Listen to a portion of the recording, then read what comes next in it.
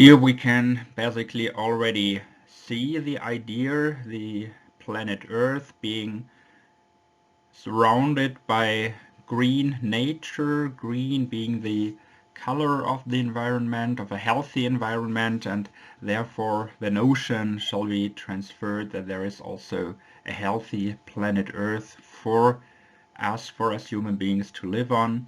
And that is what I chose for the motto. Our two lectures now, Rethinking Sustainability. And as I said, we come today from sustainable development to the various sustainability areas.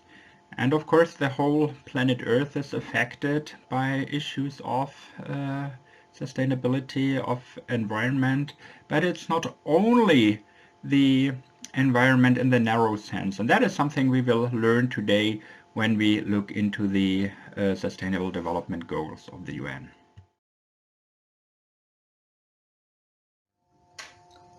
My dear students, a very good day to you all. So let me welcome you to our second digital lecture here in the IPE class. Last week we were talking about political economy, economics, how politics and economics stick together, and how we get from political economy to international political economy. Today I would like to start my lecture series on globalization and international political economy, in which I think I try to give you a foundation of the development until today, starting today with the Middle Ages, actually, to give you an impression of how we got there where we are today, and how the past is still shaping a little bit of the current structure in international trade, in international economic relations, and so on, and also trying to give you an idea how the interaction of the political and the economic sphere has developed and has been interacting ever since the beginnings of modernity.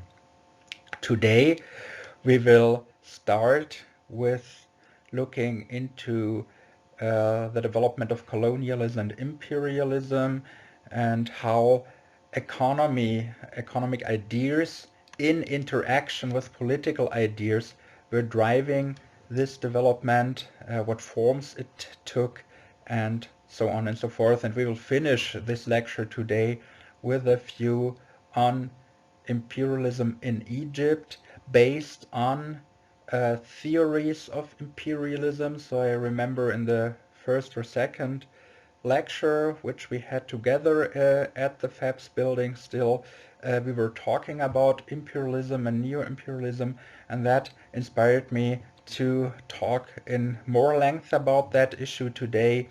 And as I said, I want to also see it as a foundation for talking about globalization, structural imbalances, inequalities, etc.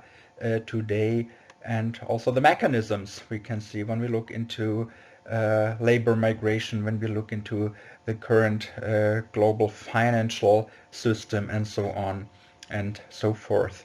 So that is our program for today. I also redesigned a little bit our syllabus, so I will upload it for you as well. And today our telelecture is called Globalization and IPE1, Colonialism, Imperialism and the Beginnings of Globalization.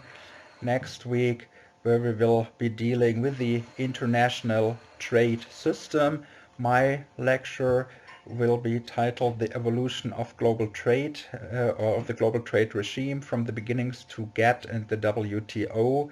And we will also get papers here from the people who wanted to present. And then we go further in our line. Taylor lecture, Globalization and IPE3 will be dealing with the time from decolonialization to recolonialization. That is the question there. And will be dealing with the issue of the developing world in a globalized world. Then we move on to the 21st century, globalization, IPE in the 21st century, opportunities, risks and criticism, and the last lecture then shall be on the evolution of the international monetary and financial system, and also take into consideration their global financial crises and also of course regional financial crises. Alright, that is the program for now and also for the couple of weeks to come. And now let's get started with our first lecture and the beginnings and development of imperialism.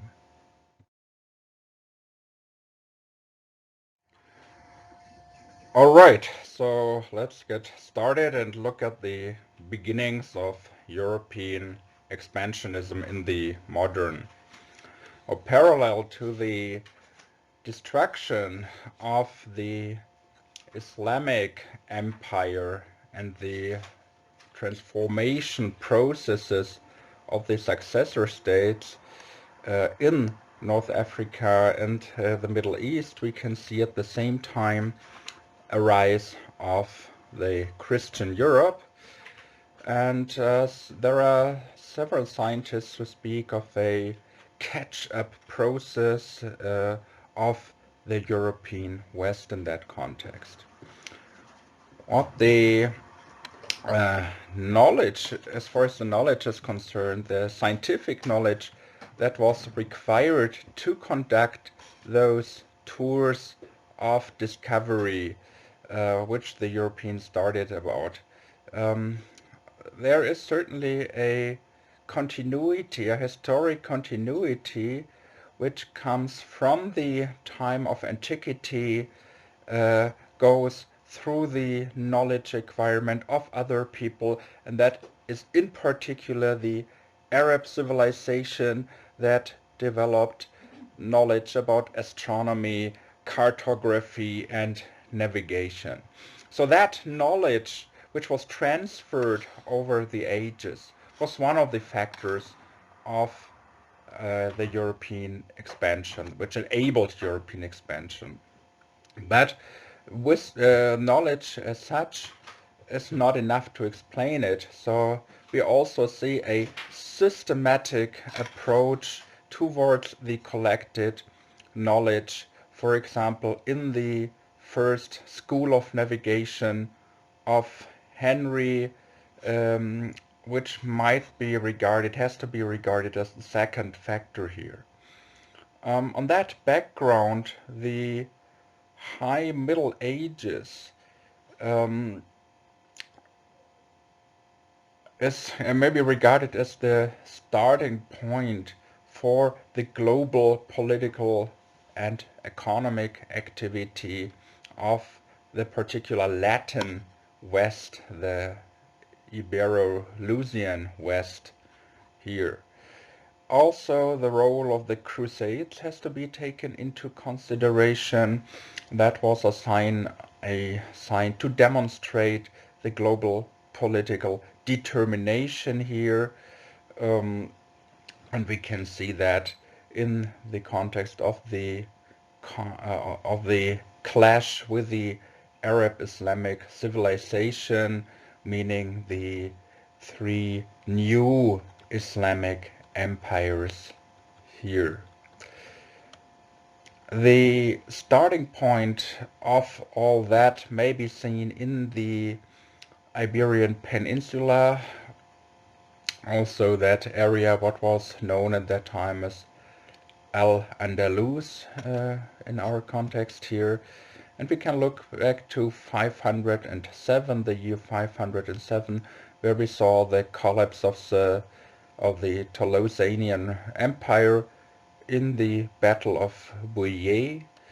The Western Gothic people moved back from France over the Pyrenees Mountains to the Iberian Peninsula, and between 507 and 711 Western Gothic people were therefore on the Iberian Peninsula.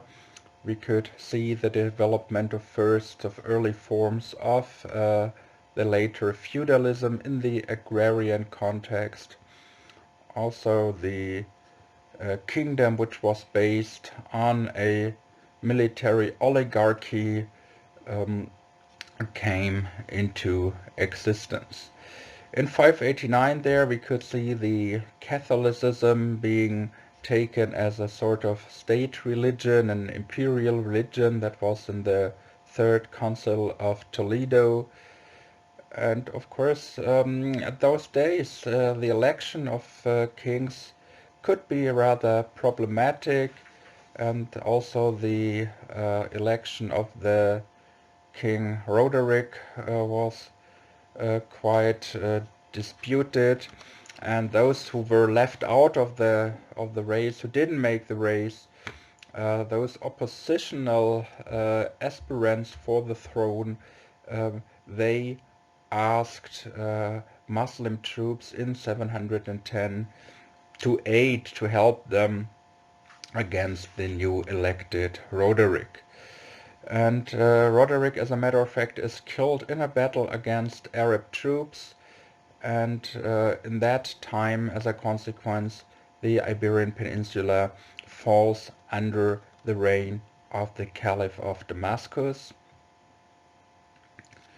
And from 711 on until 1492, we can see Al-Andalus, the Arabic Spain, so to say, the Iberian Peninsula under Islamic power. And in that case, we have to really be aware that Arabs and also Berber do not enter primarily as occupationists, as occupators here, but as allies of one of the parties of the civil war in the Western Gothic Empire. And then in the mid-8th century, Abdurrahman I started with the erection of an independent emirate, with the center here being Cordoba, the so long existing government of administration, replacing it. And therefore a sort of hereditary dynasty develops with Hisham I and Al-Hakam I. And then in the early 10th century, Abdurrahman III develops Muslim power into a strong, unified, unitary state here, strong both domestically and also with respect to its foreign policy. The military foreign policy shows a lot of successes here, and that's why he also calls himself as Caliph and the Amir of the Faithful. And that leads to a flourishing of the Mauryan culture here. Unfortunately then in the 10th and 11th century, end of the 10th and early 11th century to be precise, we could see domestic uprisings, dynastic struggles leading to a breakup of the Caliphate of Cordoba. And then in the 11th and 12th century we could see external powers, external forces like the Almoravids and the Almohads taking their role in that battle, and that leads to such a weakening that in the year 1212 a tremendous defeat for the Almohads by the united armed forces of Castilla, Navarro and Aragon basically has to be seen. That leads us to the Christian empires on the Iberian Peninsula, and we speak here of the years 711 to 1252 and a little bit further 1328, because already in the early 8th century, under the Western Gothic Pelagius, we saw the emergence of a resistance movement against what they regarded as Muslim occupation there. And in 750, as the Asturian monarchy, as a matter of fact, throws Muslims out of the area of Galicia. There was further anti-Muslim resistance in the Pyrenees Mountains, so the Basques in the west, the Earls of Aragon, and also the Carolingians in the east. And for them, they started the motto of the so-called Reconquista, so the reoccupation, the getting back of the lands of the originally Christian lands as they regarded as from the hand of the Muslims. Until the 11th century, there was, as a matter of fact, political and religious tolerance most of the times, and only in the 12th century the types of conflicts were religionized, so to say, so something like politicized or securitized.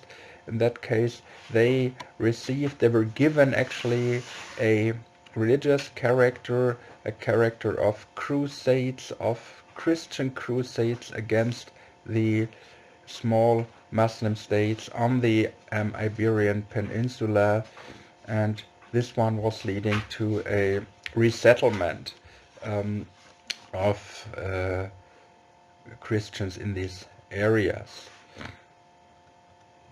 The late Middle Ages was an era of problems, of infectious diseases like the plague, of economic problems, price revolutions, social uprisings, and that all was leading to also a restructuring in that area. And we could see that after the Reconquista was basically about to finish, the reign, the kings which were being in power during that era of Reconquista loses basically its power, and we can see a rebellion of the nobility against the kingdom.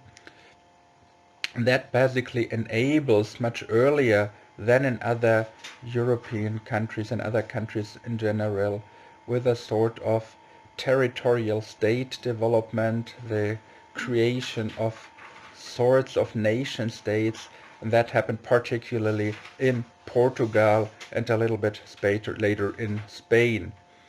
And that has a consequence on the international level, namely that both states may be regarded as the first European nations which were in a position to use the social forces which had been there already because of Reconquista. So they were in the mood, in the drive for conquering nations, and that basically means that they didn't stop at the Reconquista and were not satisfied with, okay, now we have the Spanish Peninsula back, but we can use this drive now as a unified nation, with a unified identity, with a power which is consolidated, newly consolidated now, to go beyond the Arab Peninsula, to go into the Mediterranean, to Africa, and further to America and Asia. The military and political power of expansion of the Christian kingdoms of Portugal and Spain, which were directed on Reconquista, and later on Conquista basically was the carrier of this development. And this dynamics basically led to what is later called a global imperial dynamism, the dynamics of global empire. And that, we have to be aware, did not really work out as a clearly chartered, clearly designed enterprise, but that was rather a sort of independent role of economic needs, of a historic dynamic which developed out of that, of political interests, of many little interest groups. And we come to that a little bit later when we talk about approaches of explaining the developments of colonialism and imperialism, because there is a whole science, a whole building of theory on that, and I will talk about that in a couple of minutes. What we can see, however, already, I want to say that is that we can see a cooperation, an interaction between private and state interests. You can see several central elements here, which are profit, the run for profit, also the interest in status on an individual level, but also on the international level, meaning that states wanted to gain particular status, prestige, national prestige, and also the idea of mission, the idea of the mission civilisatrice, the mission, the white man's burden, also sometimes as a real conviction, sometimes as a mere legitimization or attempt to legitimize the action there, but it developed its own dynamics, its own power here. Yeah, why profit? Profit, of course, profit from conquering itself, later from doing trade, but also of resources and of cheap labor. Think about the slave trade, for example, which played a tremendous role also with the cooperation of African tribes and African leaders, for example. Then the status individual, of course, having to do with prestige, so the acquiring of lands, becoming a great grand landowner collectively, where particular religious minorities, for example, could gain tremendously in prestige and status, like the Calvinists or the Puritans. And later on, as I said, the national prestige, particularly in the second phase, colonialism, and colonialism turns to that, what is later called imperialism, to an instrument of European power politics, and of course balance of power politics, such as an externalization of European continental conflicts into the periphery, into that area. And then the mission idea, of course, the burden, white man's burden, representing the highest level of civilization which has to be brought to the yet unenlightened people.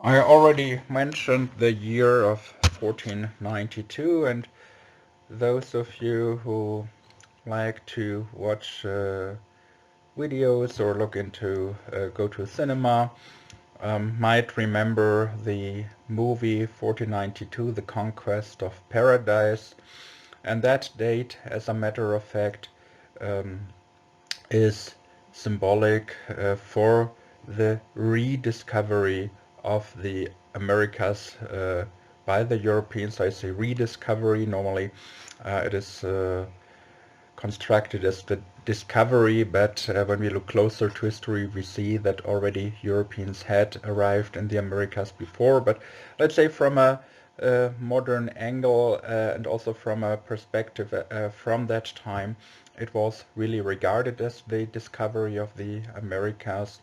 And that was followed in 1494 by the Treaty of Tordesillas, and that was a treaty between Spain and Portugal. So I mentioned in the previous slide that these two nations, because of historic circumstances, because of consolidating early as nation states, in a situation where the uh, drive of conquista was there, the conquering drive, they started to go out in the world and basically colonialize parts of the world. And the idea was basically that the confrontation between these two superpowers from that era might be avoided as good as possible. They decided to split the world in two halves. One for Portugal and one for Spain. And in one half, Portugal was allowed to do its conquerings, to build its empire, and in the other one, Spain was allowed to do so. Portugal at that time, about when it came to the power, the sea power, was a little bit advanced at that time, because until 1492 Spain was still very much occupied by the Reconquista, and we could see that Portugal in 1419 already conquered the island of Madeira, and in 1427 the group of islands in the North Atlantic, the Azores. And Portugal now wanted to develop or to find the seaway to India along the African coast, so that it could profit from the future trade in resources and everything from there, and it wanted to keep this area free of Spanish influence. And that was basically an idea why to say Portugal wants to get this part of the world, and then it's okay when Spain gets the western part of the world. So at that time one was not really aware of the big land masses of Latin America and in North America, of course. That also shows, or already shows, the development of very different types of colonialism. So in the attempt to develop the seaway to India, we could see very successful discoveries of Portugal. So from a Portuguese point of view, of course, successful discoveries of Portugal along the African west coast. And what they did was to establish a system of little fortified cities there, and Spain at the same time could develop a reign over the Canary Islands, while the rest of the Atlantic was then given to, or by treaty given to the Portuguese.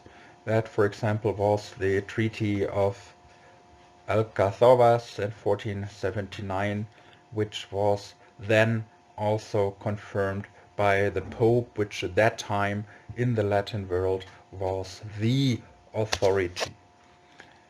In 1493, the return of Christoph Columbus from his first journey under the order of the Spanish kings, also looking for an alternative seaway to Asia.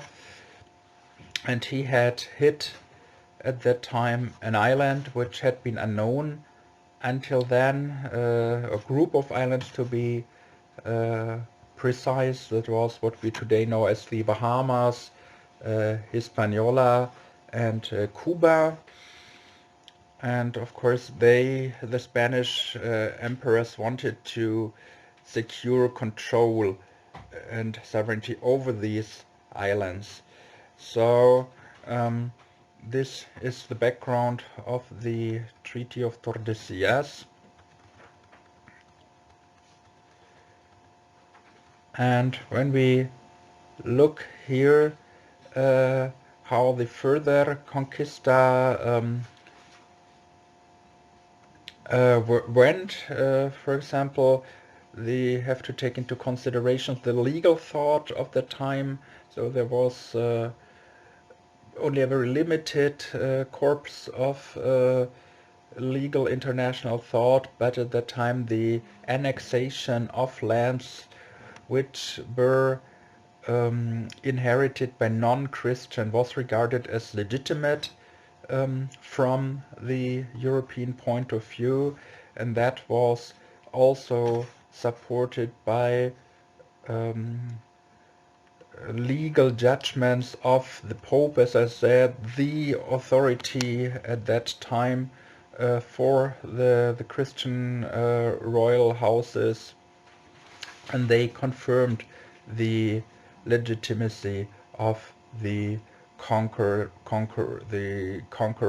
of Portugal in West Africa. So for that time, that was the maximum legal justification you could get, and the same later happened with respect to the Spanish for for their discoveries and conquers in the West Indian region. Further justificational factors, of course, first were the mission civilisatrice there, the attempt to convert the people there to Christianity, etc.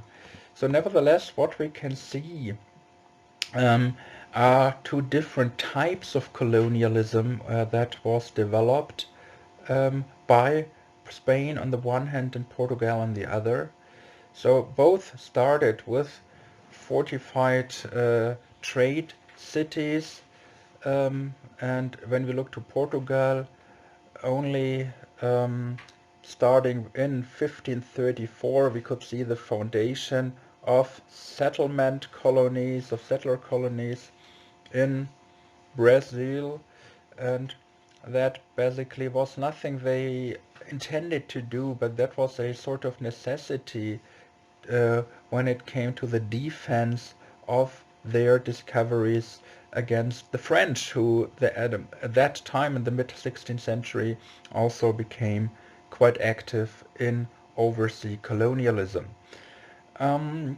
The Spanish, however, well, as I said, they started with their little trade posts, but very quickly they developed an increasing interest in the systematic use of resources, in particularly the metal resources, gold and silver, and very early those who were interested in trade tried to develop those trade posts to real colonies with with their political structure, economic structure, etc. Also a very early emergence of urban forms of settlement cities, if you want to put it that way, could be observed in the Spanish colonies, which should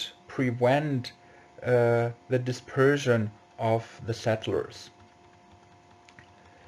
When we look to the history of Europeans moving into these areas, into the new colonies, we could also see a difference between Spain and Portugal. So when we look to Portugal, we could see for a very long time no governance, so to say, of the people from Portugal going into the colonies. One of the reasons was that in Portugal there was a big lack of workforce itself. So there came a phase of forced emigration in order to make the colony stronger, and particularly in that first phase it was first and foremost people with a criminal background who were forced to go there. So the motherland of Portugal didn't want to lose the good people, and they said, okay, we see the need, we have to send somebody over there to the colonies, so we send those guys we don't want to have here in the motherland anyway. Only in the 17th century we could see an increased interest, like also voluntary, an interest in voluntary emigration, in particular to Brazil there. And that had a lot to do with the economic hardship that emerged in Portugal after the war against Holland. And there the motherland again intervened and said, no, not everybody can leave the country now. So during the first phase, nobody wanted to leave it.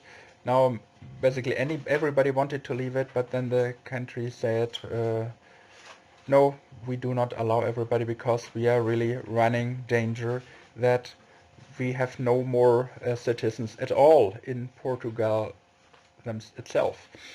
And then we had a third phase that was basically in the 17th century when gold was discovered, and that led again to a drive for mass emigration into the colony.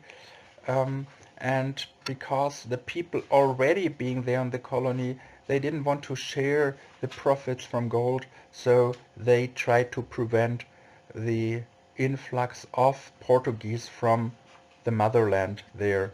And only in the 18th century, which is the fourth phase, so to say, of Portuguese colonialism in the world, we could see a strategic migration steered, controlled by the Portuguese government in strategically important areas.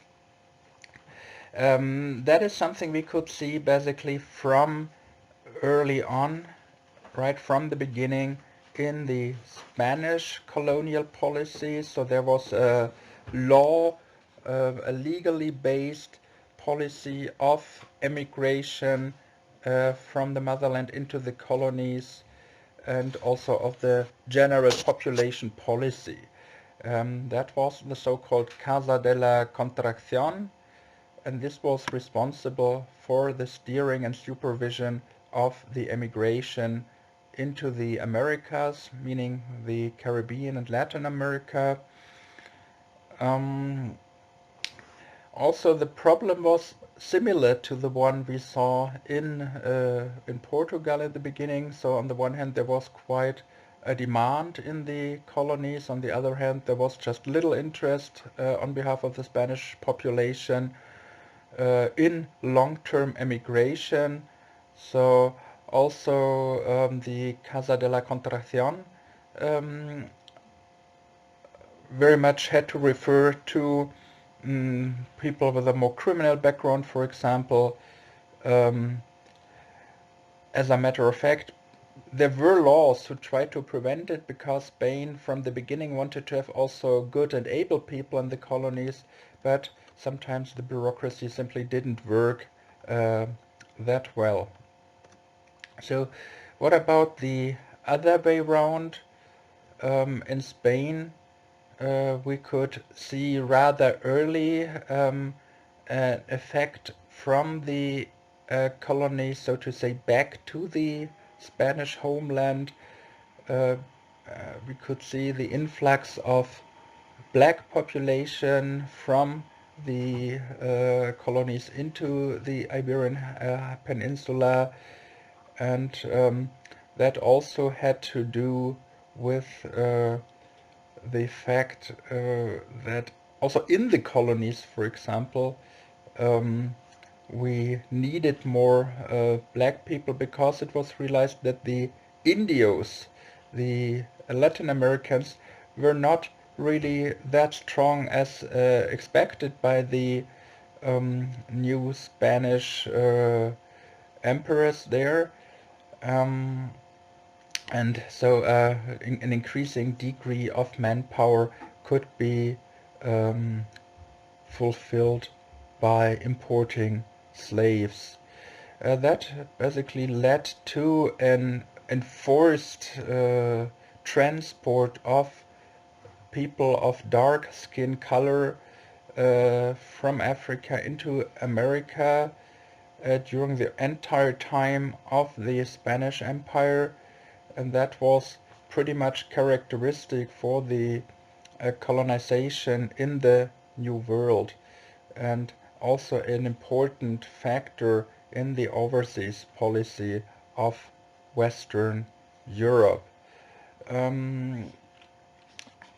So that was still there were people, particularly with a church background, theologists, who were arguing against that type of slavery because they realized they might be dark-skinned, they might be less civilized from that point of view, but they are still human beings, and the rules of the holy books, they still apply to them, but in reality the ideas of the economists, of the profiteers, that was much stronger than the ethical ideas there, or the theological ideas. They were used very selectively, so to say. In the Portuguese context, that system was much later established than in the Spanish context, because the whole process, as I said, was not as severely regulated or as systematically conducted as in the Spanish context. And that is also reflected in a general development of a state structure, of state organization. And in that case, we can also see how the colonies reflected the state building processes within the motherland. So the organization of the Spanish and Portuguese empires in America, in the Americas, resulted from the state building processes of Spain and Portugal itself. When we look to the Iberian Peninsula in 1492, we could see four autonomous, four sovereign empires, which had developed two territorial states, Castilla, Aragon, Navarra, and Portugal, and the Spanish monarchy basically developed out of Castilla and Aragon in a first step in 1469, and Navarra joined later in 1512. Portugal was not able, as it wanted to join Castilla, and that led to a concentration on maritime movements, and this side-by-side situation of rivaling states on the Iberian Peninsula, that has also influenced the domestic formation of the empires. There is the aspect of the beginning meaning of principles of hegemony and balance of power in Europe, which also found its first reflection in the early colonial policy. And as I already mentioned, we can see this idea of power, balance of power, and externalization of the balance of power much later in the second big wave of imperialism. In Spain, we could see that Las Indias, so the Latin American Spain, was integrated already in 1516 as an integral part of Spain, of the Spanish Empire, but regarded not as a colony with respect to its status, but rather as a part of the motherland, which by chance is not adjunct right to the motherland, but there is a little ocean in between, but still it has the same status, a little bit like the situation was with respect to Algeria and France. The idea was to generate economically a maximum benefit for the motherland. In the beginning we saw basically administrative offices there, but after a pretty short time we could see the development of a purely bureaucratic administration of the Spanish Americas, the integration of wise kingdoms starting with Karl V, and so to say a very well structured situation there. The state organization in the Portuguese parts happened much later. It was basically private enterprise which got concessions by the state, who were operating the colonial enterprises there, and we did not see the development of a centralized administration as in Spain, as in the Spanish Empire. And even if the Portuguese later tried to do a little bit, they did not make up at all for this.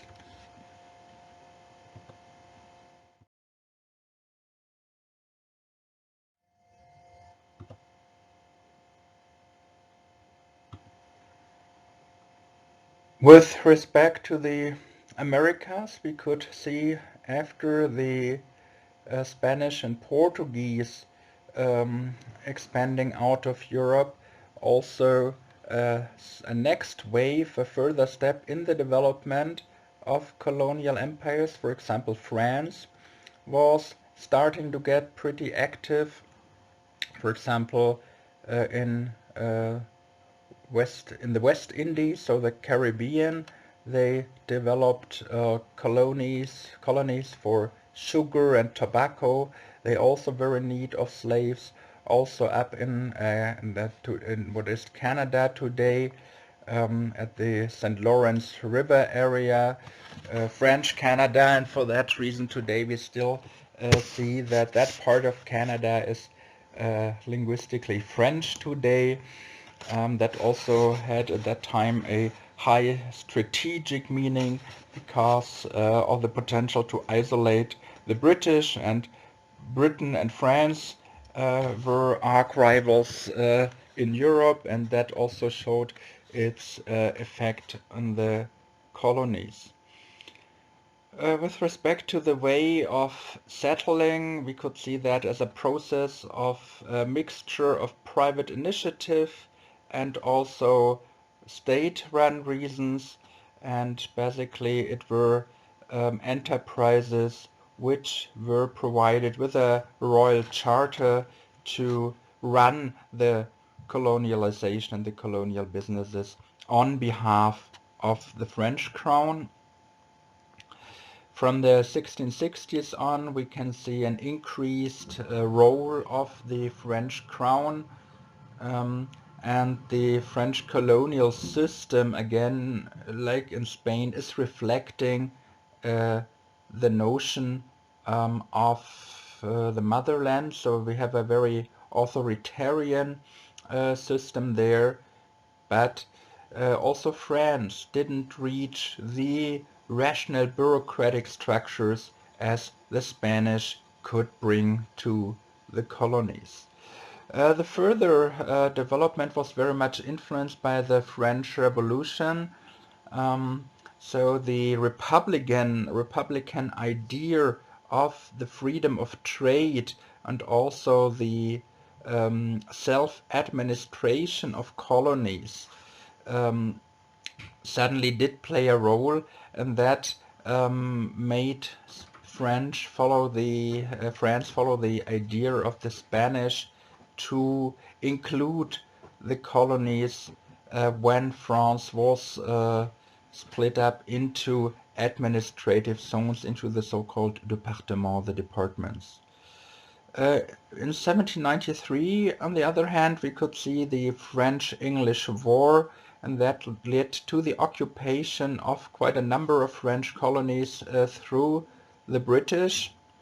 And after that occupation, we could see that also the change of the French system basically had an effect on the colonies, which were not regarded as parts of the motherland anymore. That temporary phase was over, and the colonies again were subordinated to the motherland. The French were never really very lucky with their colonies. We could see uprisings of the slaves. We could see repeated occupations by the British, etc. So basically we can say that neither the Republican nor the Napoleonic colonial policy was very successful from a French point of view. So how can we briefly summarize that idea? So we had two contradictory ideas how the French were trying to run their colonies. One was the monarchic idea, so meaning a complete subordination of the colony under the motherland. The Republican was more directed as an assimilation of the colonies into the motherland, wanted to make it become integral part of the motherland, regarding legislation, regarding the institutions, regarding trade, etc. But we could see, because of several factors, I try to mention them at least briefly, neither of the approaches was pretty successful. Before we look briefly to the British, I have a even briefer look on the Netherlands. The Netherlands had the so-called West Indian Company, founded in 1621, and that was the spearhead of Netherlandian colonialism. They were very much against the Spanish domination, so that was the major fear of the Netherlands, that the Spanish and others might rule the world, and the Netherlands as a seafaring nation might be left out completely. So that is also one of the reasons why a guy from the Netherlands, Hugo Grotius, who is regarded as one of the fathers of modern international law, of modern international public law, came up with the book on the freedom of the seas, where he argued very much in the interest of the Netherlands government that the high seas shall be open to everyone and not monopolized by Spain or the British, who were very much active in overseas colonialism, and of course very much interested also in getting the seas under their control, into their domain. So we can see that the Netherlands were also expanding but majorly with respect to trade interests into Asia, for example. Also, they were interested in creating a new home for the Calvinist movement, and so we can see a little bit of that. Let's move to Britain. We can see two phases of development there. So the British Empire, in contrast to Spain, Portugal, France, and also the Netherlands, was not coined by a high degree of continuity. So we see the phase before 1763, so that was the year that marked the end of the 7 Years' War.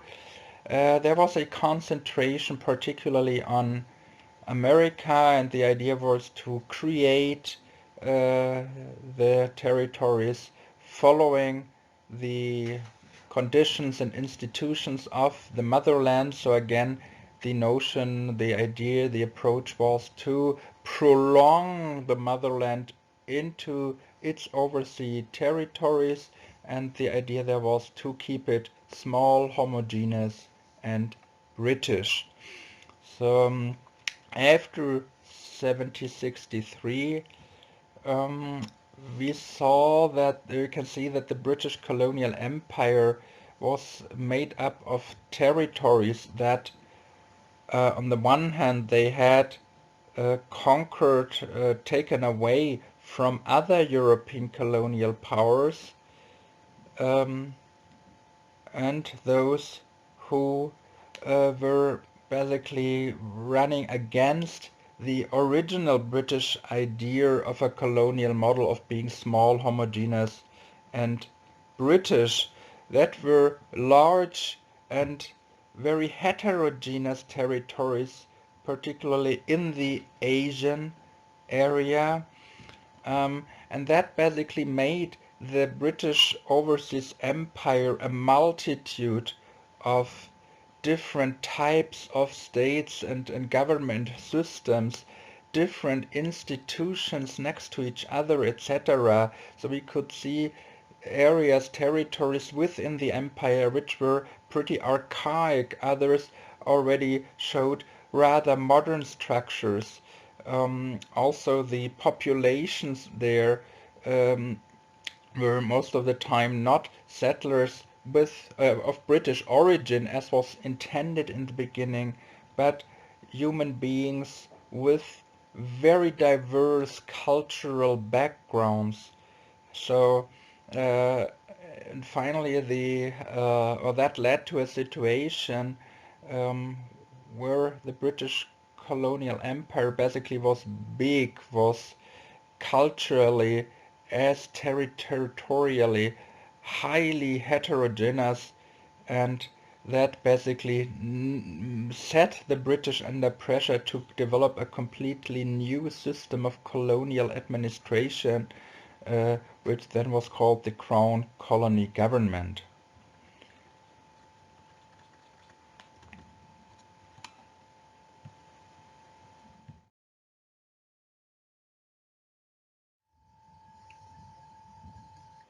In addition to the Americas, also the Asian continent, the Asian region, was becoming increasingly attractive for the European expansionists.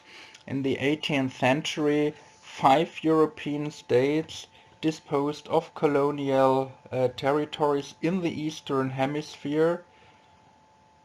Um, Again, we can see differences here. The role of Spain and Portugal in that area was quite different from the role of the Netherlands, England, and France.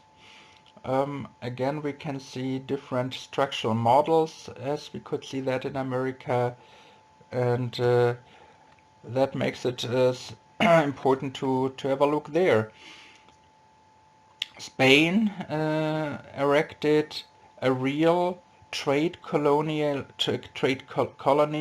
over some territories there, for example, and in particular the Philippines. Portugal was interested in trade with already very much developed peoples there, more developed civilizations. So Spain was interested in erecting a colony over less developed civilizations, and the Portuguese were more interested in trade on a eye-to-eye basis, so to say. Trade was regarded as a state matter, and that was supported in full by the military forces.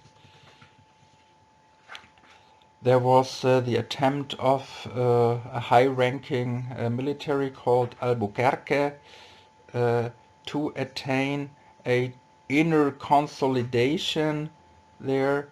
So he was interested in taking Malacca.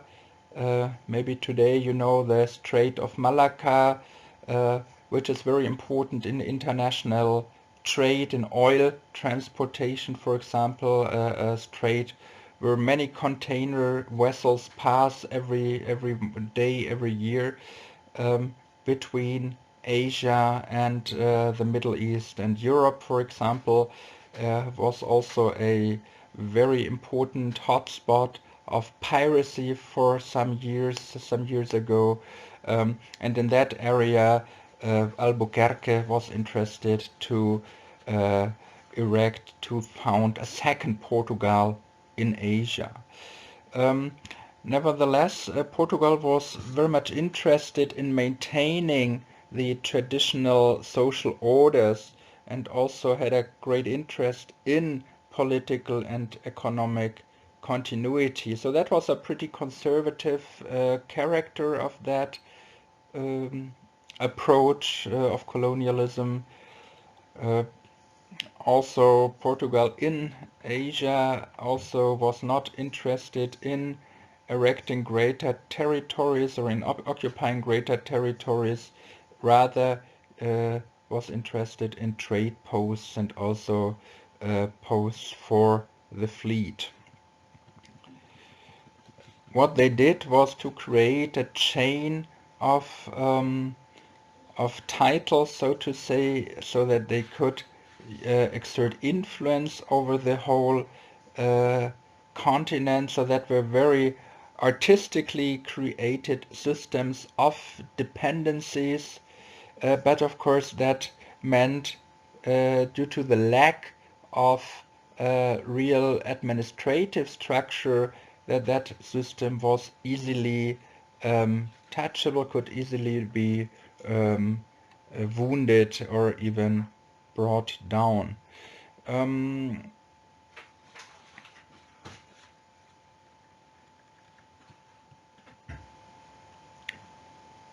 And we can see finally that that system actually was brought down, particularly by external influences from the Netherlands and England, who wanted to take profit of what Portugal had erected there, and that basically led to an end of the adventures of Portugal in the Asian region.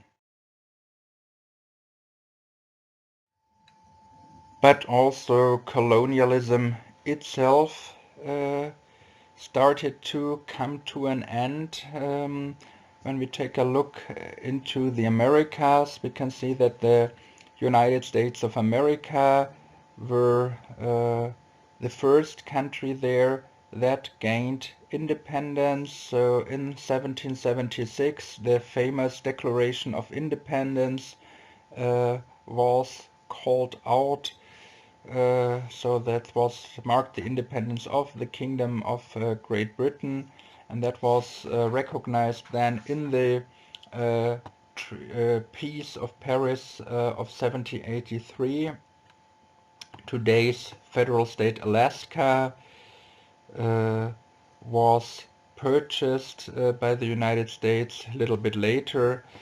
When we take a look to Haiti, so one of the Caribbean islands, we could see that those ideas of liberté, égalité, fraternité, so freedom, equality, and brotherly behavior was taken up in Haiti, and it developed its own dynamics there, certainly very much against the ideas of the French leaders, so that in 1791 the slaves there started, by referring to these values, to rise, and so in 1804, about 13 years later, Jean-Jacques Dessalines declared Haiti as a free republic,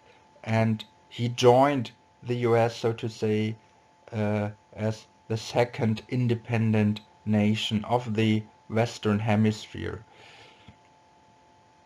And we also have to note that Haiti is, as a matter of fact, the only country of the Western Hemisphere where a slave uprising led directly into freedom and nationhood. So what about the Spanish colonial empire in Latin America? The Spanish colonies in Southern America gained their independence in the first quarter of the 19th century, while or during the Latin American independence wars. A very important figure in that context is Simón Bolívar, also José de San Martín.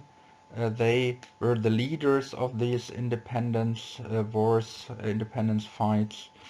And while Bolívar was very much following the intention to keep the Spanish-speaking parts of Latin America united, we could see very quickly that these also developed their own calls of independence, which led to further wars and so on. While the Napoleonic wars on the Iberian Peninsula also several parliaments of the Creole population were started in order to govern the land in the name of Ferdinand VII of Spain. And this experience of autonomy and on the other hand also the influence of liberalism and the ideas of the French Revolution on the one hand and the American movement for independence basically led to an enforced struggle for independence, which was led by the so-called liberators, the libertadores. The colonies themselves often liberated themselves, followed or helped, assisted by the British, because the British saw that as an opportunity to weaken the rivaling Spain, the rivaling Spanish crown, and the British themselves wanted political influence and trade, a monopoly on that without the Spanish, so helping the Latin Americans to get free of the Spanish was an idea to weaken Spain themselves, and that's why we saw the British support there. A very similar process could be seen in the 1810s in the North and Central American colonies of Spain. For example, we might mention the Mexican War of Independence there. In 1898, the US won the Spanish-American War, occupied Cuba and Puerto Rico, and that was the end then of Spanish territorial control in the Americas.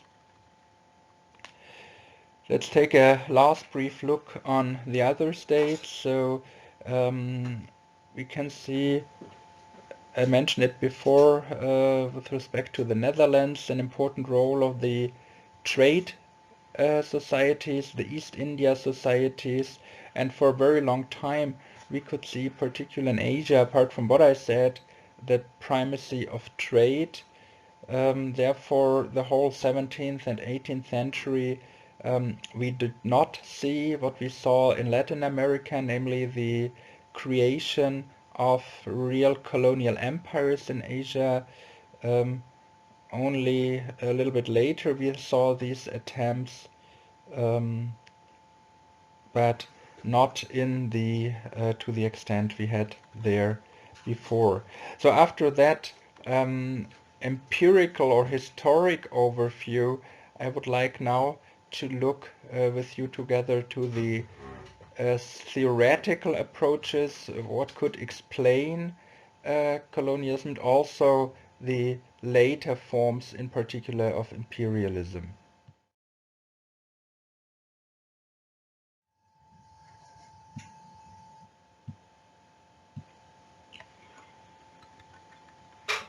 Yeah, so when we look into the theory of imperialism, which can be regarded as a special part of IR theory, of international relations theory, we can see quite a number of theoretical approaches, which particularly then were trying to explain the second big wave of imperialism, and we can sort them a little bit. And the first type of approach is more oriented to the center, oriented to finding explanations in the, or with respect to the colonializing countries themselves, the imperial countries, and then looking at the international factors of the powers. And one of the explanatory arguments here is the great power rivalry, this strive for prestige in the international system. And we can see that had much to do with the zeitgeist of that area, with the dominating ideas there, and imperialism therefore is regarded as an immediate consequence from the striving of power of the great powers. The idea there basically was, okay, you have to get bigger and bigger, you have to get stronger and stronger, more dominating in the on the global scene, otherwise you will perish. So either world power or perish was the idea there. You could see that by Friedjung, for example, or de Lanussant. They were arguing very much that way. There was the notion of living and dying nations. So the living ones are those who go into the struggle for global imperialism, and dying ones are those who either do not take up the struggle or leave the struggle. It was basically the pure to be or not to be of the old nation, which was put in direct relationship with global domination.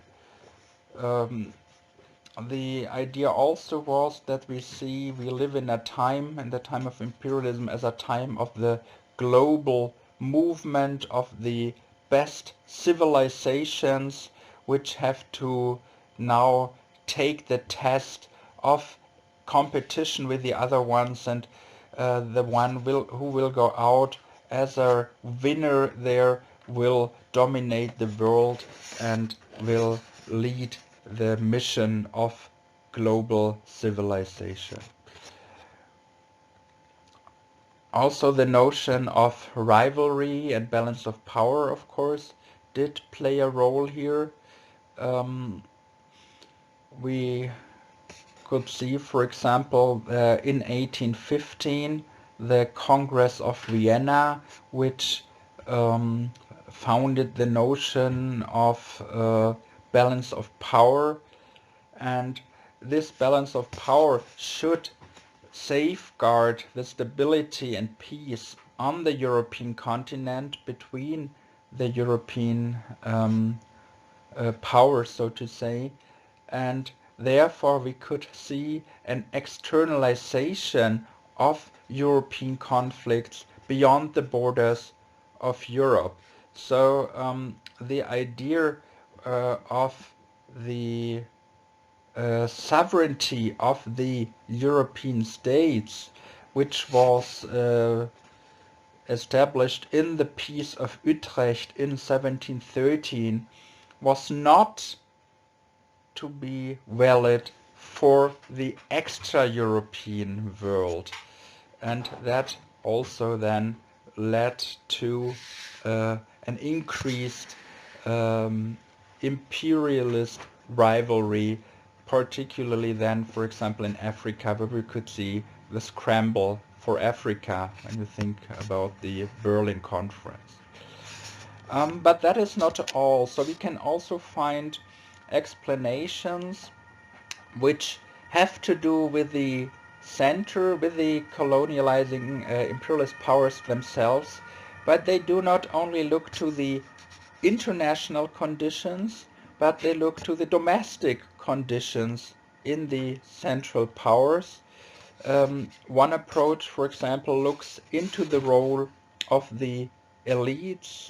Snyder, for example, with his very interesting book, Myth of Empire, Domestic Politics and International Ambition, argues that by industrialization, a cartelized political system has emerged, meaning that there is a high degree of interdependency between the economic and the political sphere, and that basically helps the elites in politics and economy who have their particular interests, and these are interested in doing business or getting profit out of colonies, so that particular economic interests were easily transformed into what then was called national interest,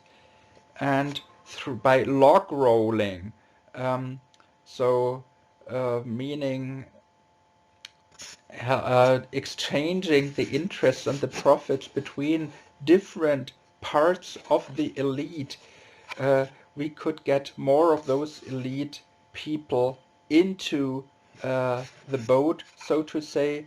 And the problem was that in most of the cases, the imperial endeavors were not really very good for the states. So the society could not really profit a lot from it, but the elites had high profits from that, and that's why they kept it running, even if it had a negative effect very much on the societies in the center. So that's the argument by Snyder. Schumpeter, so the economists among us have heard that name, of course, frequently, and he came up with a work called about the sociology of imperialisms, and he actually argued or understood imperialism rather as a social psychological phenomenon, arguing with the strive of maintaining power of the political and economic elites by nationalism, by the creation of nationalism. So the idea is very closely related to the argument of Snyder. And talking about nationalism, of course, we can find nationalism in the center of many theoretical approaches which aim to explain imperialism and colonialism. So, for example, Mommsen, in his 1969 book, The Age of Imperialism, argued with the wish of conservative powers to work against its own loss of power through a powerful nationalist power politics. Langer, actually his name in French, Langer, often pronounced in English, came up with something of the critique of imperialism.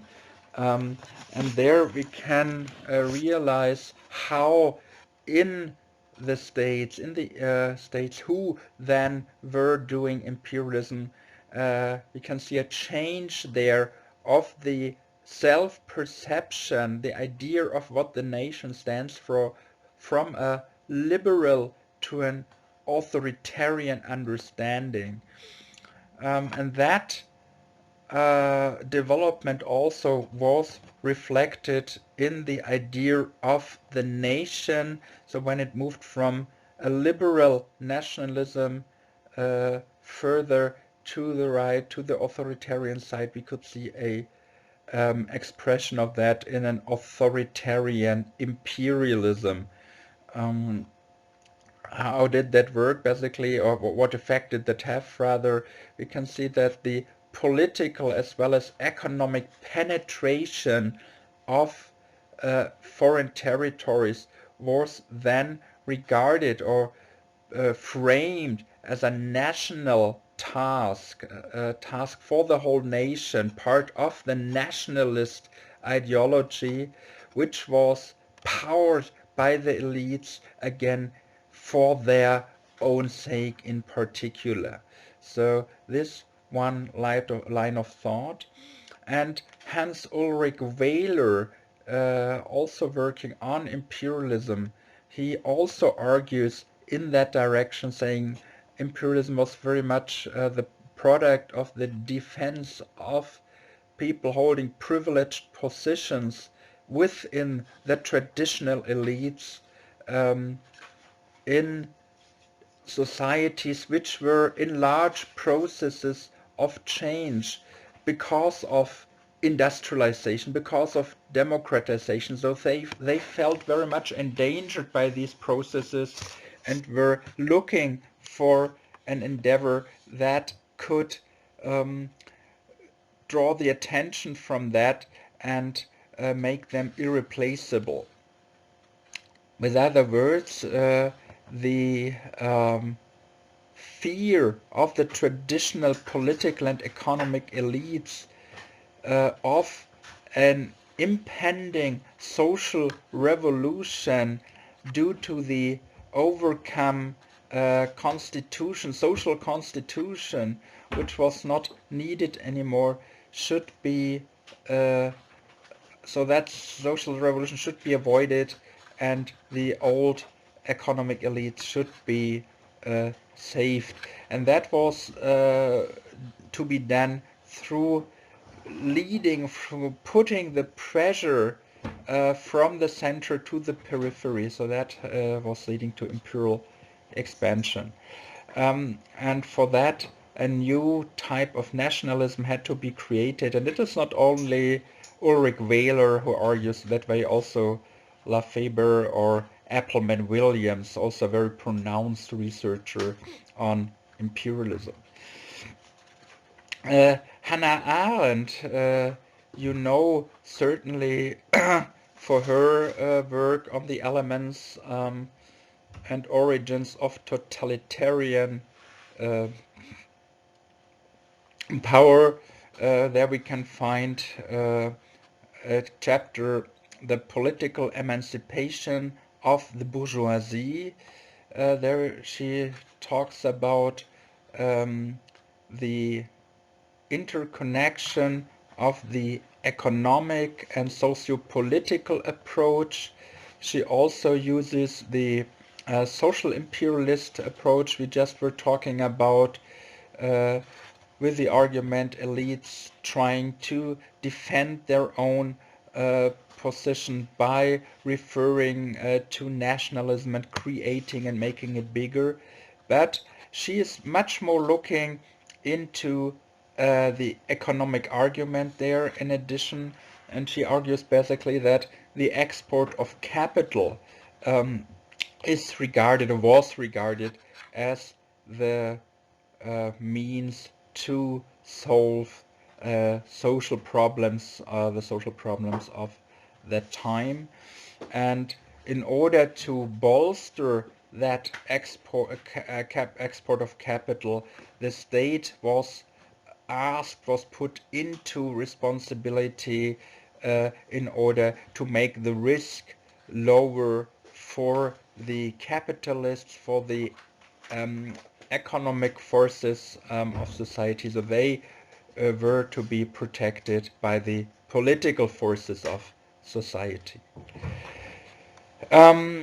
Other theories look much more into the economic economic conditions of the center than Hannah Arendt does. Even if she led that way there, we can see that there are purely economic theories of imperialism.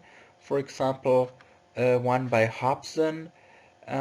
He argued that we have to look at the economic elites of the metropole, of the center, so to say, the so-called monopole capital, and that has taken away the buying power of the masses.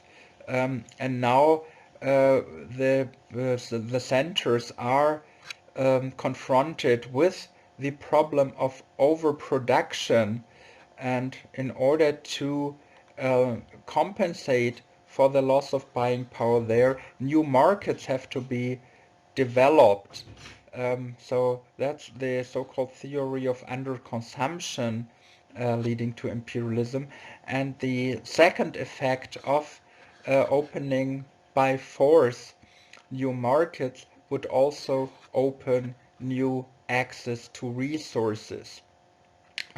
Even if imperialism for the nation, or the whole situation for the nation, for the masses, was regarded as problematic, several classes and several corporations within the nation could make very profitable business, and those, now that refers still a little bit back to Snyder's and the theories of the others, could be done through influencing also the political elites. Rosa Luxemburg and also Lenin, from a more socialist point of view, argued also with the accumulation of capital. That was particularly Rosa Luxemburg, and Lenin finally regarded imperialism as the latest, the highest stage of capitalism. So the explanation there was that imperialism is part of the battle of capitalism for global dominance, and the central argument here was the so-called monopolized capital result, or financial capital, resulting from the merger, the amalgamation of banking capital and industrial capital into one monopolized capital. And that basically, again, a little bit like the theory before, arguing with the need for capital export, that imperialism with the capital export gives some space to the capitalists, but in the end the argument is that just is a little bit of one time, but in the end capitalism will fall, because the last stage then is that also the colonies become capitalist, and because of the historic theory of socialism and communism, basically will be taken over by the workers and will overcome the class-based society.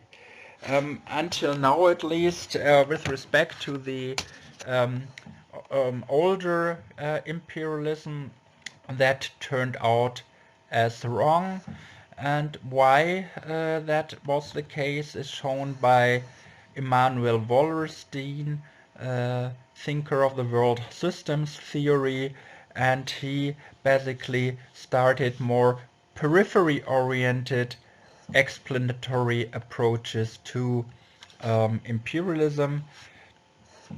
So Wallerstein's theory is called the theory of dependency, and he argues with structural dependencies in the world system, in the economic world system, and he tries to explain explicitly why Lenin's theory would not function, and he does that by integrating the theory, not the theory, the periphery into the theory. He argues that the modern forms of imperialism were completely different from those in action in the pre-modern empires. So the pre-modern empires very much were explained by Gellner's theory of social structure with a horizontal and vertical separation. So it shows when one of the columns, so to say, becomes weaker or falls away, it still does not pose an overall problem to the stability of the pre-modern empires.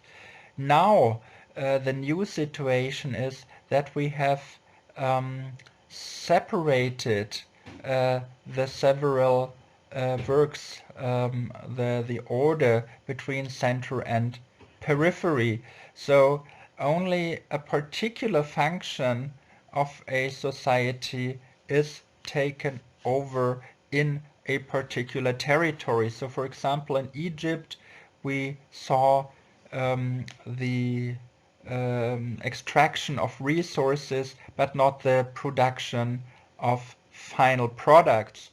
And as a consequence, so Wallerstein argues that there could not be a capitalist system being developed, like a comprehensive capital system being developed in the colonies, and that prevented the ideas of Lenin become true here.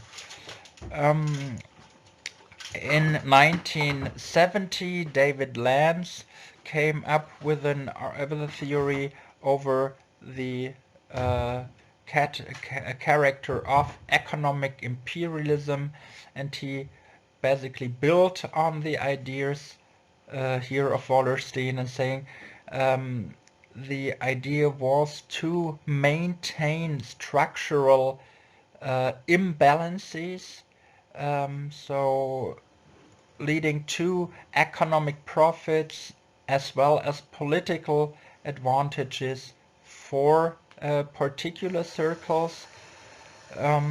He brought imperialism in the context with fundamental political, economic, cultural and military imbalances between the Western civilization, in inverted commas, and the developing countries. So that is where we also now go into the arguments which are brought forward by more neo-imperialist thinkers, which look at the situation today.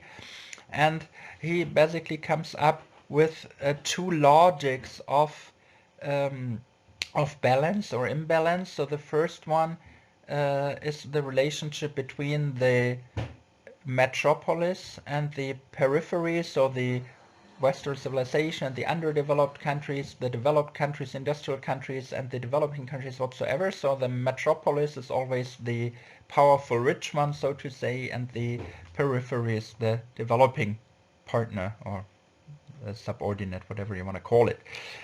And there is the instability between unequal powers.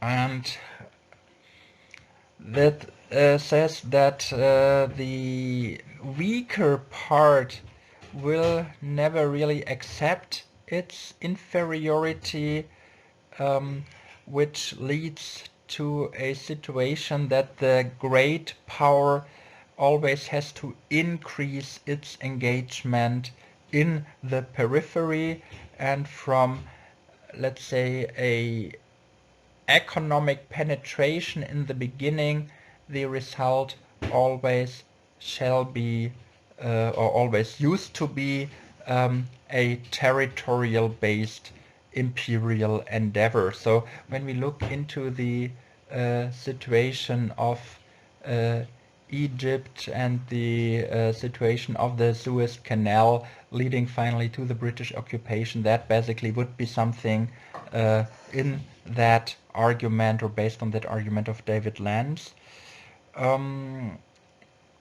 The spiral of mutual interdependence and increasing responsibilities, however, is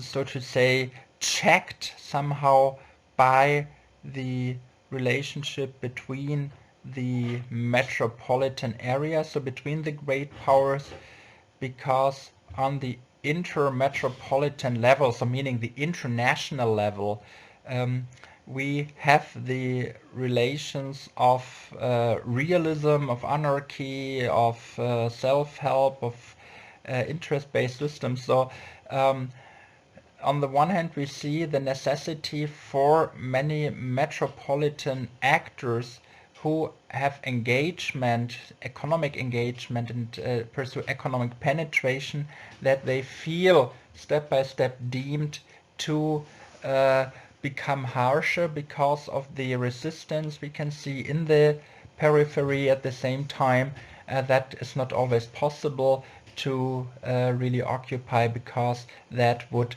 or might at least cause the resistance of other international players, of other great powers. That was the logic of David Land's here. Galtung, also building on these ideas, focuses on the one hand, just as Lanz does, on the relationship between the metropolitan and the periphery, but also he looks into the periphery. So while Lanz looks very much as the second aspect at the relationship between the metropolis, Galtung and particularly then Robinson open up the periphery then. Galtung argues in his structural theory of imperialism that we have to look at all fields, economic, political, military, communicative, cultural, etc., and that we have a structural dependency of the periphery nation to the central nation, but we have a very strong role of the indigenous elites, so the elites of the periphery, which functions as a sort of bridgehead. And this idea is taken up by Ronald Robinson in two of his works. One is the eccentric idea of imperialism with or without empire, and the second one is non-European foundations of European imperialism, sketch for a theory of collaboration. And you can see here non-European foundations of European imperialism. So imperialism did only work because of actors within the peripheries that were profiting from the imperialism. So not only the elites in the center, in the great powers, but also the elites of the periphery of the nations were profiting. And that is something we call co-optation. So they opened basically the way, and they maintained, they worked together, they collaborated with the imperialists, and that basically led to the attempt to make structural changes in the political system, in the particularly economic system, in the periphery through the elites there, in order to make the colony or the penetrated territory usable for the political and economic purposes of the center. And now we see that while the elites in both countries primarily profit, it is against the interest of the populations in both areas, so both in the great powers as well as in the colonialized countries. And of course, when we put that to neo-imperialism and check the whole situation of the countries there, then even if the elites in the centers might profit disproportionately more than the people there, the people in the peripheries suffer disproportionately more than the people in the centers. At least at the moment it is the case. At the same time, we can see, of course, also within industrialized countries that the gap between rich and poor is growing increasingly, and the situation also for workers there gets more precarious. So we can see basically a global split maybe between the haves and the have-nots within the countries, between the countries. And that is certainly something we should look into in more detail when we talk more about political economy, international political economy. The last approach here, the so-called pluralist approach, developed by Mommsen, very much leads us into that idea of neo-imperialism. His work is called The End of Empire and the Continuity of Imperialism, and he basically argues with the way that we have formal and informal types of empires, and they are pretty much complementary. The rest of the argument, of course, is very much like we could see it before: analysis with three components: process in the metropolitan areas, the international relation, the global field, so to say, and then the developments in the periphery. But he basically goes much stronger into explaining and talking about the informal nature of new forms of imperialism. So that is something we will be talking about also.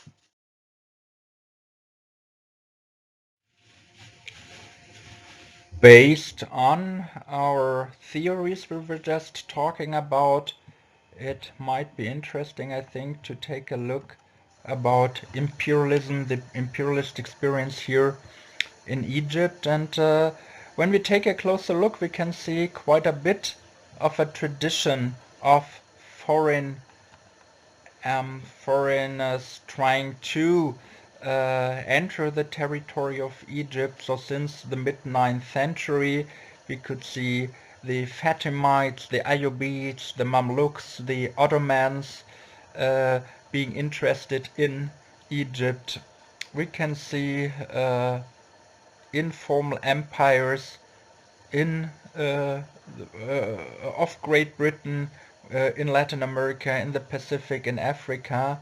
And as I said, there was no monolithic British Empire there.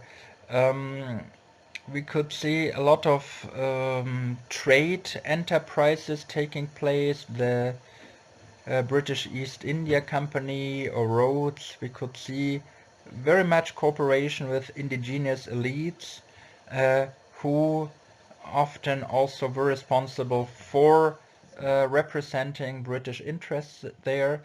So that is a little bit the context we can see. And when we look into the end of the 18th, early 19th century, we can see Napoleon coming to Egypt, which was very much framed as a mission civilisatrice. So when Napoleon described his journey there, he said he came in order to liberate Egypt from the domination of the Mamelukes, and he wants to also present the idea of local native government there, of course under French leadership. Nevertheless, of course, we can see that there were proper interests of Napoleon in Egypt. So, of course, one of the aims was the colonialization of Egypt for the sake of France. France wants to change or wants to attain changes in the interest of France, of the Egyptian system of administration, the legal system, the tax system, etc. What we can see, for example, is that the French military governor has to agree upon all decisions made by the Egyptian autonomous administration there. France takes all the important offices. Everybody who has to say something basically in the system has to be French, and France introduces a system of provincial administration, and also here France is the one to assign the posts of the high officers.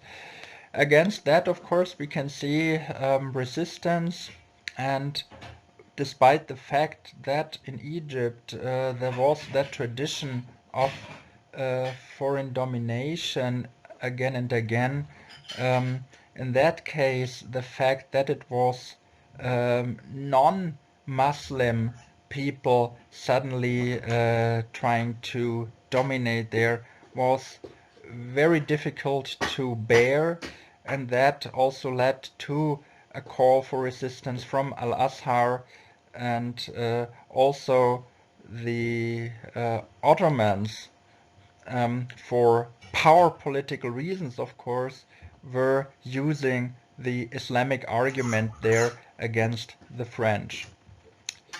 In 1805, or between 1805 and 1848, we saw the era of Muhammad Ali, and Muhammad Ali was very much interested in creating a strong, independent Egypt, and basically that meant to a certain degree Europeanization with respect to the administrative structures whatsoever, the systems, modernization, but also expansion. And because of that idea of expansion, we could see a reaction of Europe. So that expansion was perceived as an endangerment of the Ottoman Empire. There was a European fear of a European run, a scramble for the remainders of the Ottoman Empire if the Ottoman Empire falls. And of course, the British were also afraid of an alliance of Egypt with the Russian Empire here. So that led to a rather careful behavior of Muhammad Ali. He wanted to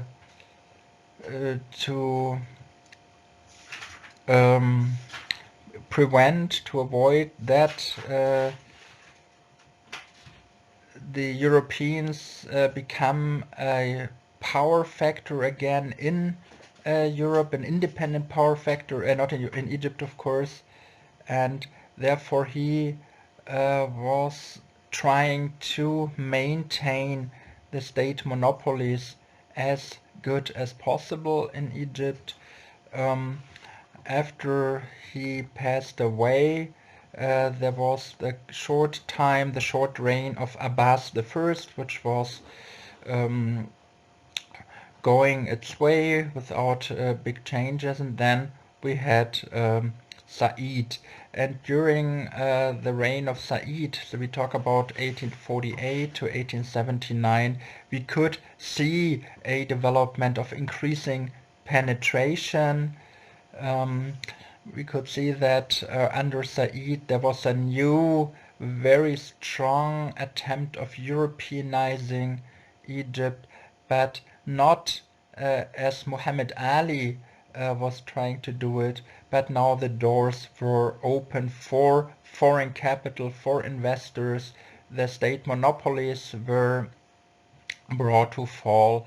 And one of the issues here was that Said was very much uncritical vis-a-vis the investors. So that was maybe an approach we could term as modernization and Europeanization, whatever it costs. So Muhammad Ali, for example, was critical of the Suez Canal because he already could feel that the existence of that canal might lead to conflicting involvement of the great powers. Said was less reluctant there, and in this context, the Europeans, of course, took advantage of that, leading to an increased penetration. Europeans forcing Egypt to grant them special rights, special legal entitlements, the capitulations, for example, which freed the Europeans. They didn't have to pay taxes, etc. They had a lot of privileges. They had a special judiciary there. They had exterritorial laws and privileges. So that led to a situation where the Europeans could not be brought to court, for example. There was no possibility of the Egyptian legal system to get access to the Europeans, while the Europeans themselves could bring the Egyptian state all the time to sue them in front of or before mixed courts. And these mixed courts were heavily influenced by the great powers, by great power diplomacy. So we can see already there a very unequal situation. Then we could see an increasing amount of debts, and that was, of course, on the one hand, problematic due to the problematic behavior by the Egyptian leader, but that was very much also enforced by unscrupulous methods of the European bank houses, which demanded extremely high interest rates, ruinous interest rates, which were not justified in any way, and the tax income of the state was taken as to secure the loans. So the whole system basically was directed not only at profit but of doing harm to the Egyptian government and basically running it out of a situation to keep control.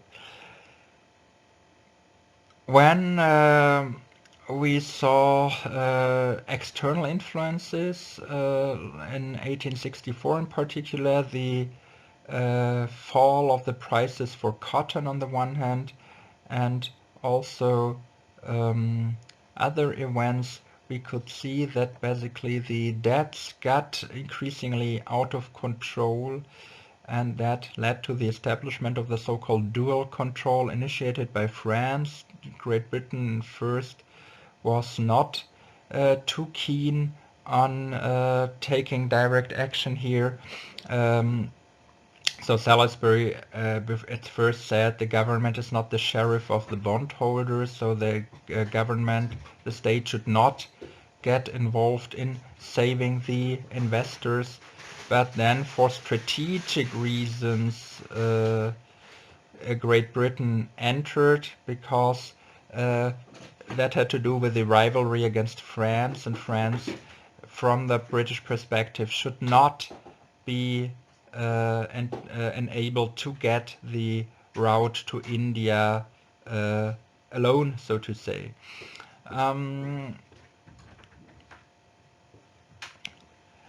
For the same reason, basically, we could see that Great Britain bought the majority of the Suez Canal shares from Smail.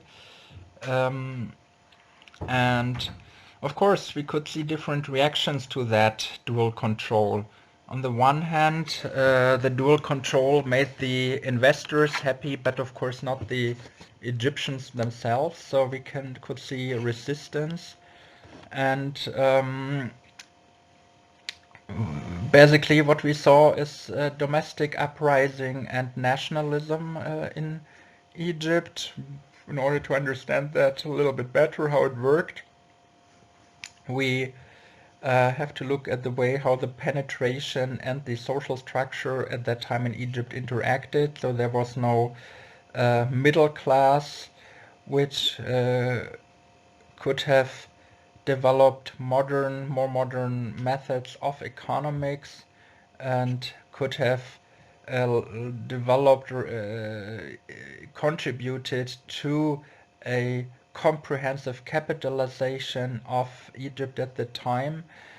Rather, we could see the development only of portions of the industry in a global economic concept of the penetrating states, in particular of Great Britain.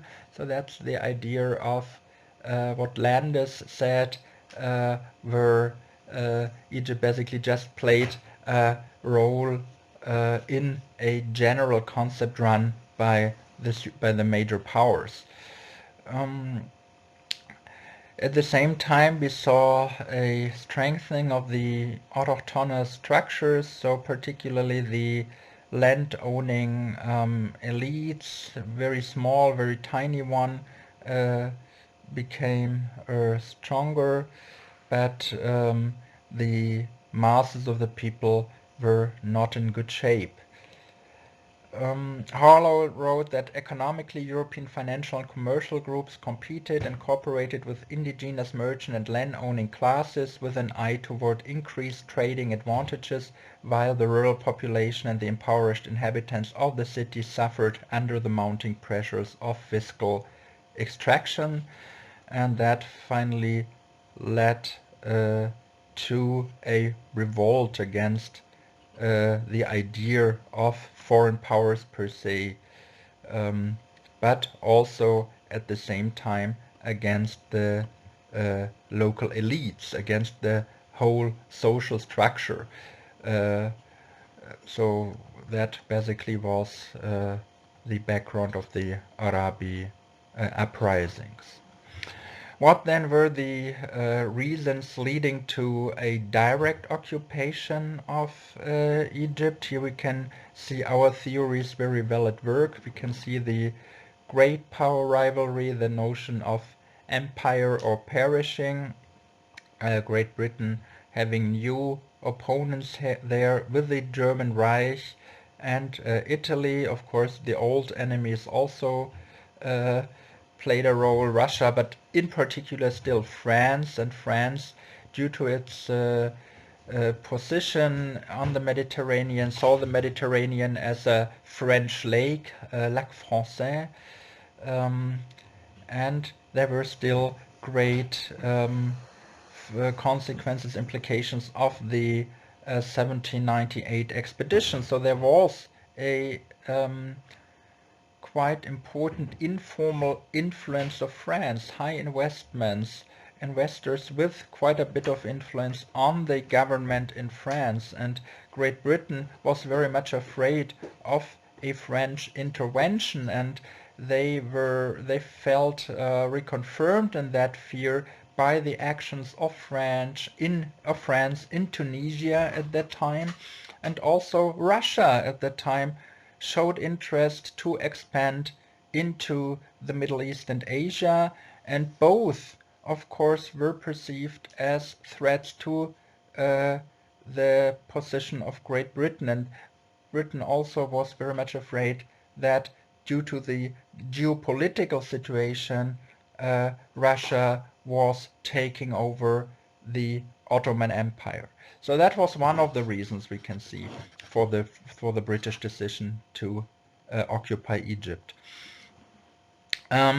The second one, also inspired by geostrategy, even more than the one before, was the fear to lose the connection to India if France would conquer or would occupy Egypt, or Russia would take over the Ottoman Empire.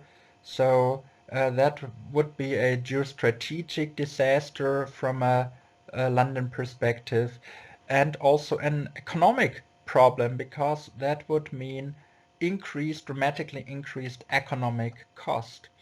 Talking about economy, of course, Britain had interest in protecting its markets, its resource access, also its investments in Egypt.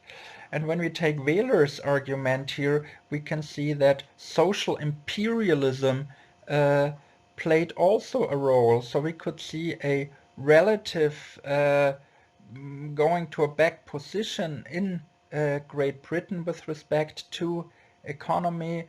We could see a increasing gap between the welfare within Britain and in Great Britain, because of the masses of impoverished poor people. Britain feared the outbreak of an open civil war within the British territory. And during that time, just as theory predicts, we can see increased authoritarian structures, increased nationalism, so we can see the glorification of the nation, of the armed forces, censorship in the UK, ideologies such as social Darwinism and racism were en vogue. So footnote here, the white man's burden again, and all that was leading the way to chauvinism and imperialism, and the decision contributed to the decision to enter Egypt. Yeah, and of course the periphery itself. We can see uprisings there. We can see the loss of legitimacy with respect to those elites who were cooperating with the imperial power, with the British there. So as I said, the uprisings were on the one hand against the foreign power, but on the other hand against the elites who supported them. And the dilemma Great Britain was in, on the one hand, they needed a strong Egyptian government, but at the same time a co-opted Egyptian government, of course. This type of balancing didn't work out, and the attempts of Great Britain to stabilize Egypt indirectly didn't work out perfectly. So in 1882 we saw the occupation decision, and between 1882 and 1914 Egypt turned to become a semi-formal empire, because formally Egypt until 1940 remained a province of the Ottoman Empire, but of course the reality was that Britain was doing the supervision, the directives for government, etc., came from London. So when we put it that way, Great Britain maintained a monarchy, a quasi-monarchy there under its control. It maintained the feudal system by avoiding any sort of power transfer to the people, to the farmers, etc. And the problem was that this situation increased and increased. So Kitchener, for example, one of the successors of Lord Cromer, he went so far that the then reigning Khedive lost basically all its political legitimacy. So the British were overdoing the indirect empire there, and that led to an even more direct de facto power of Great Britain over Egypt. So we could see a step-by-step extension of the British influence within the Egyptian administration.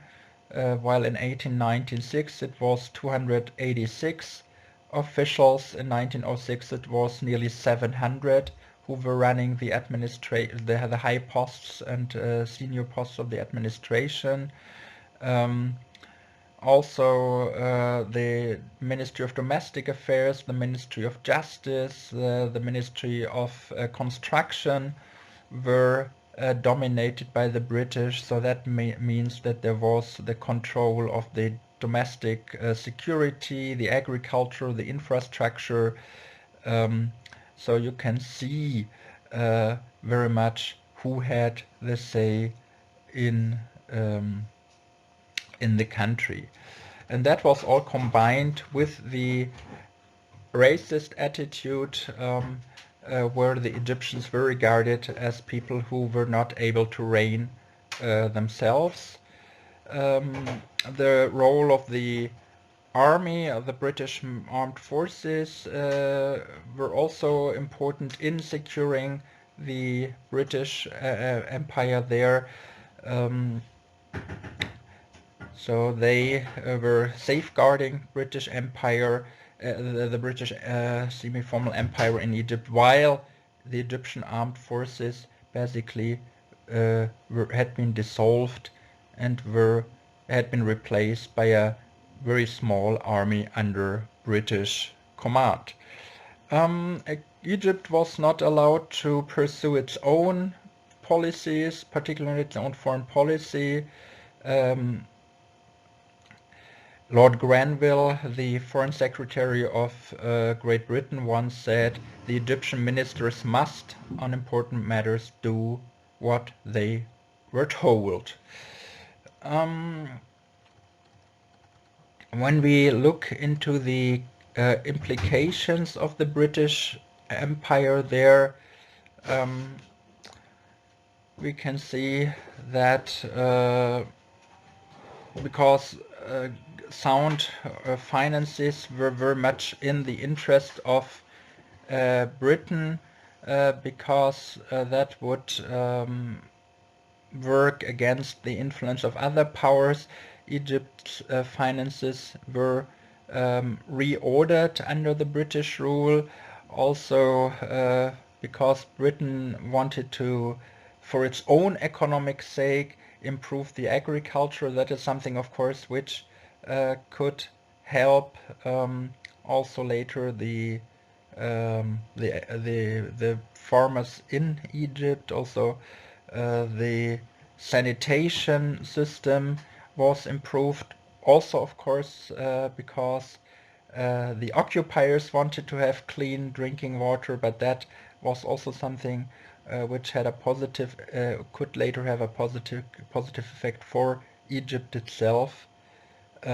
But of course, we can see also negative implications, very negative implications. For example, because of a strong interest of the British in Egyptian agriculture, there was basically no investments in building up a industry there, and it was not there was no interest in not building it up, but they simply wanted to avoid that Egypt develops an industry. Also, the power of the British societies and banks became bigger and bigger, got immense privileges, etc.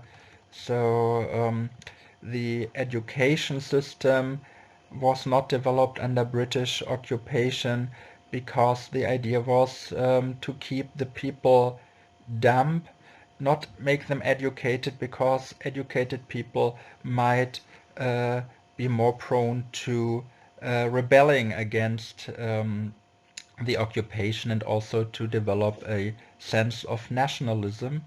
And of course, Another impact was legal arbitrariness.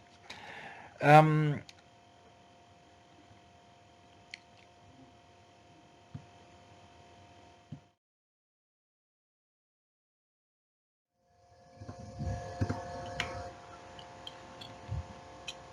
From 1914 to 1919, we basically see the phase of protectorate when Egypt became a formal empire in the eyes of Great Britain.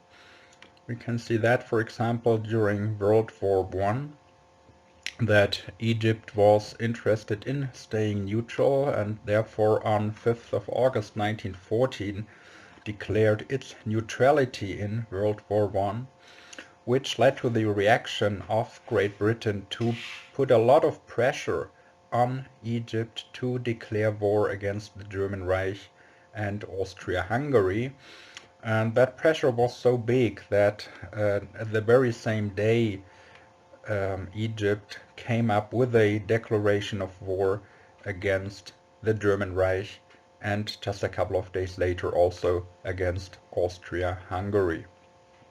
Egypt, as part of the Ottoman Empire, actually was not legitimized to do so.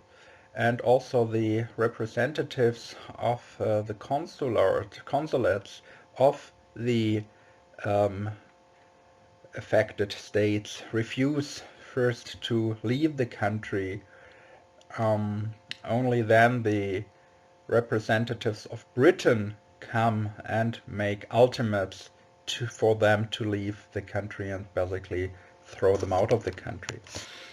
The state finances of Egypt are then taken by Great Britain.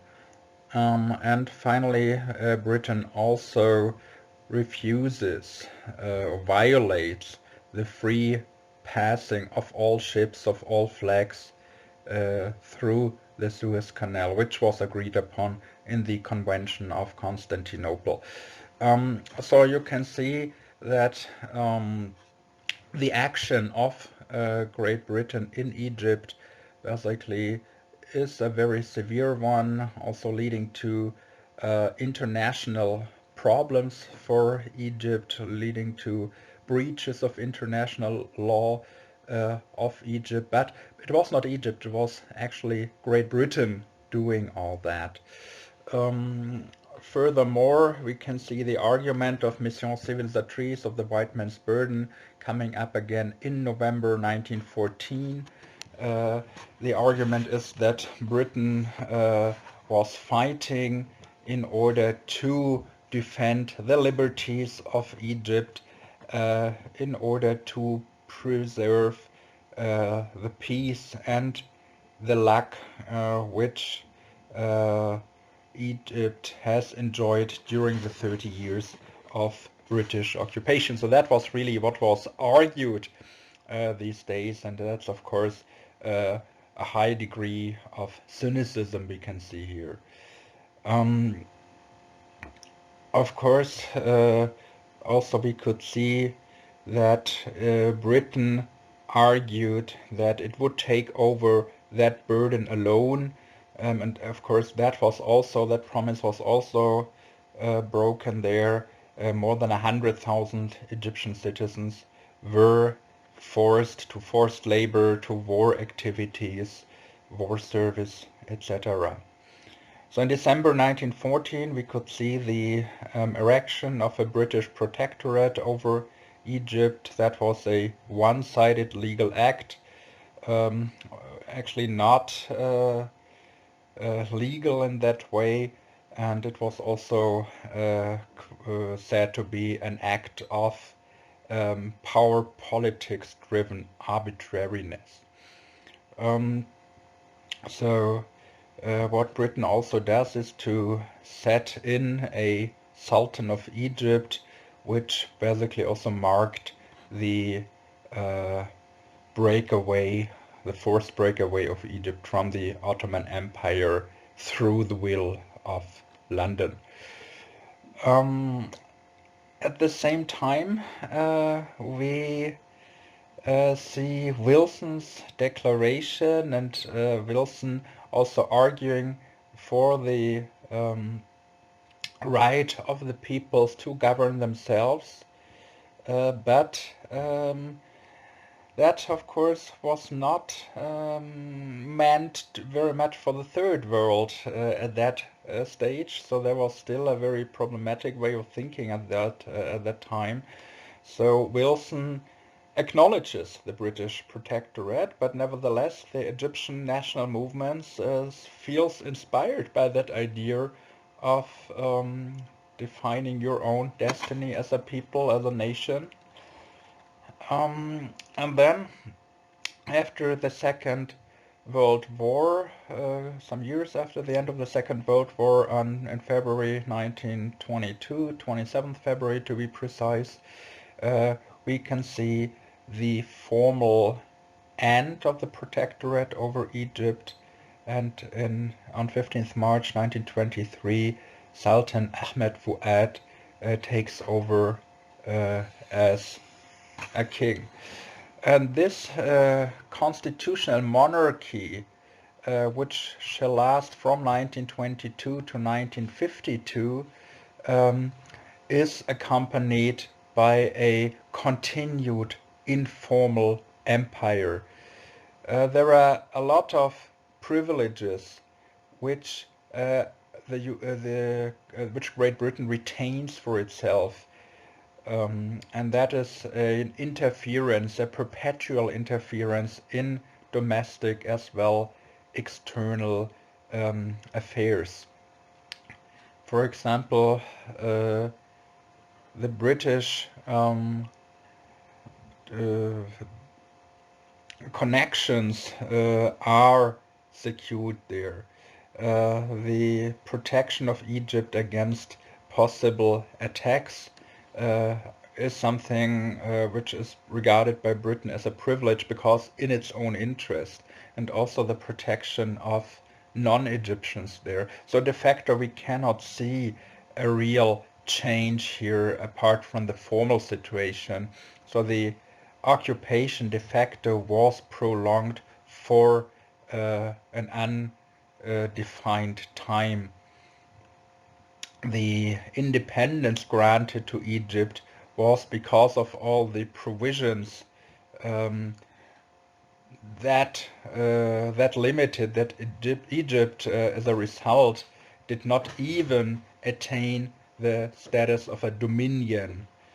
And I can give you a couple of examples here of British interference into Egyptian affairs. So in 1992 we saw uprisings in Egypt against the British de facto occupation, and the reaction of Britain was, of course, to enlarge the power of the martial law there.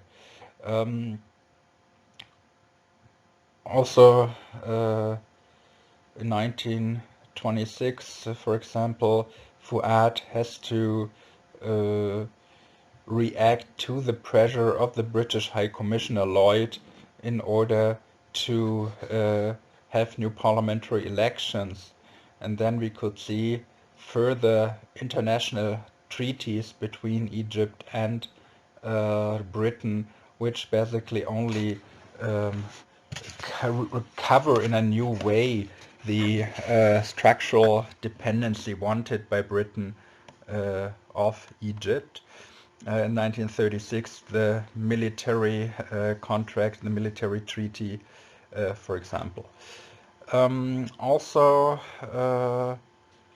when we look to the situation during World War II, we can see that British power was completely unlimited again, just as during the times of Cromer or Kitchener in the 19th century. In 1951, we can see that the Treaty of 1936 was brought to Egypt wanted to bring it to an end. The notice given by Egypt to Great Britain is not acknowledged by the British, and that leads finally to anti-British uprisings, and the Egyptian government gives in and accepts basically the vote of the people here, the vote by feet, if you want to put it that way, that they went out on the streets. And finally in July 1952 we see the action of the free officers, which led the way to the new Egyptian Republic. And so far about the role of imperialism from the beginning, so to say, the modern beginnings, to the example of Egypt and imperialism. And why I said that is that of course we had to do a lot with power politics, great power policy, but at the same time it was part of a process of modern globalization, because a lot was driven by economic interest, and that particularly when we looked into the theories of imperialism, we could see what big role economy played on one hand, but also the interaction of economic elites and politics, the political elites, for example. And that is basically also something which we discuss in international political economy, the international dimension of economic developments, of economic action, of economic activities, and the political economy part, the role of actors from politics, of economics, of structures we find in politics and economics, and their interaction. And so we can see when we talk today about international political economy, we very much talk about the effects of globalization and the framework of globalization and the implications of that. But to understand that, and also to understand the notions of imbalances, of inequalities, etc., we are confronted with, we definitely can see that the developments of imperialism, of colonialism, as part of the economic development of the world since the Middle Ages, is something which still is important for today to understand. So that is how economic and political powers interact and create realities which we are confronted with.